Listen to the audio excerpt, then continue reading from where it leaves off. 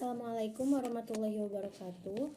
Nama saya Bunga Agisi dari kelas 12 IPA 5. Di sini saya akan menjelaskan mengenai perubahan dan pelestarian lingkungan hidup.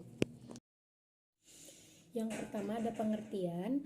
Pengertian dari lingkungan hidup yakni adalah kesatuan ruang dengan semua benda, daya, keadaan, dan makhluk hidup yang mempengaruhi kelangsungan hidup seluruh makhluk hidup.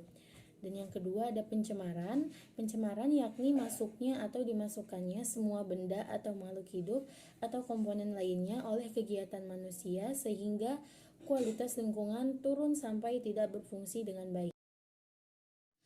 Selanjutnya ada keseimbangan dan perubahan lingkungan.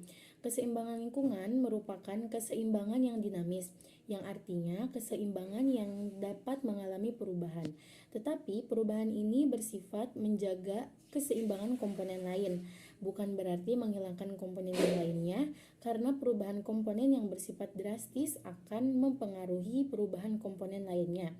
Sebagai contoh, hilangnya atau musnahnya salah satu komponen atau tingkatan trofi pada piramida ekologi atau rantai makanan, maka ini akan menyebabkan dampak perubahan pada komponen sebelumnya maupun sesudahnya. Hal inilah yang mengakibatkan lingkungan tersebut menjadi tidak stabil. Pada lingkungan yang stabil, secara ekologis adanya gangguan dalam lingkungan dapat dinetralisir melalui proses-proses dalam ekosistem, misalnya arus energi, daur materi, rantai makanan, maupun siklus biogeokimia.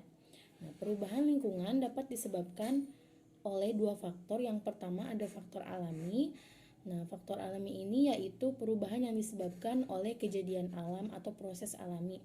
Misal seperti gempa bumi, gunung meletus, gelombang tsunami, erosi, banjir, angin topan, dan sebagainya.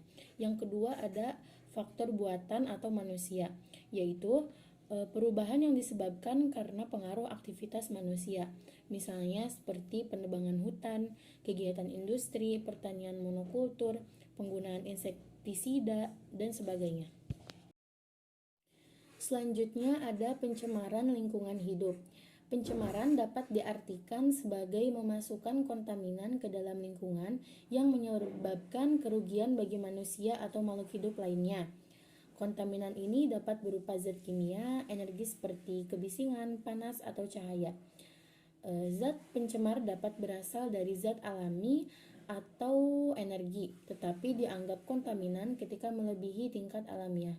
Pencemaran adalah salah satu prioritas masalah lingkungan hidup. Macam-macam pencemaran lingkungan hidup antara lain yang pertama ada pencemaran udara, contohnya seperti asap pabrik dan kendaraan atau kebakaran hutan. Yang kedua ada pencemaran air, contohnya seperti limbah pabrik yang dibuat ke sungai atau parit. Yang ketiga ada pencemaran suara, contohnya seperti suara kendaraan atau mesin pabrik yang melebihi ambang batas sehingga bisa merusak fungsi pendengaran. Dan yang keempat ada pencemaran tanah, contohnya berupa tumpahan minyak ke tanah. Selanjutnya yakni akumulasi bahan pencemar dalam rantai makanan. Bahan pencemar yang sulit atau tidak dapat terurai di lingkungan dapat masuk ke dalam tubuh organisme dan berpindah dari satu organisme ke organisme lain melalui rantai makanan atau jaring-jaring makanan. Proses peningkatan akumulasi dalam bahan pencemar dalam tingkatan trofik melalui rantai makanan disebut biomagnifikasi. Biomagnifikasi ini merupakan proses berpindahnya bahan pencemar atau polutan atau kontaminan pada tingkatan tropik tertentu ke tingkat tropik yang lain sehingga terakumulasi melalui rantai makanan. Proses terjadinya biomagnifikasi dimulai saat konsentrasi polutan pada tubuh produsen lebih tinggi daripada lingkungan sekitar.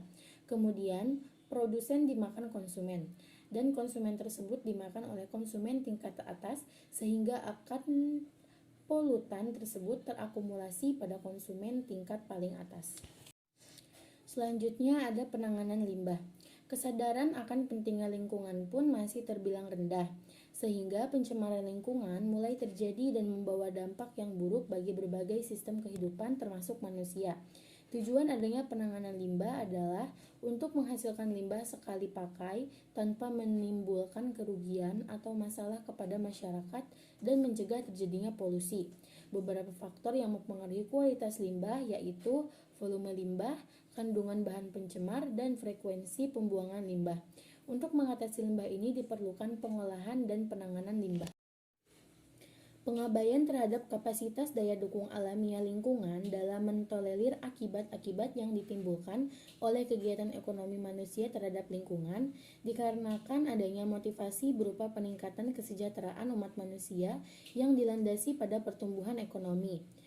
Nah, akibatnya perubahan lingkungan tersebut dapat mempengaruhi kehidupan manusia dan memicu bencana alam, maka perlu adanya adaptasi dan mitigasi perubahan lingkungan.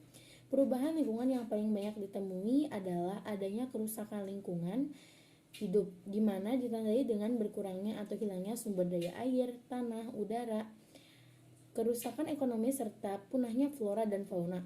Contoh nyata yang ada di sekitar kita ialah banjir dan tanah longsor ketika musim hujan tiba, karena masyarakat membuang sampah di aliran sungai atau selokan.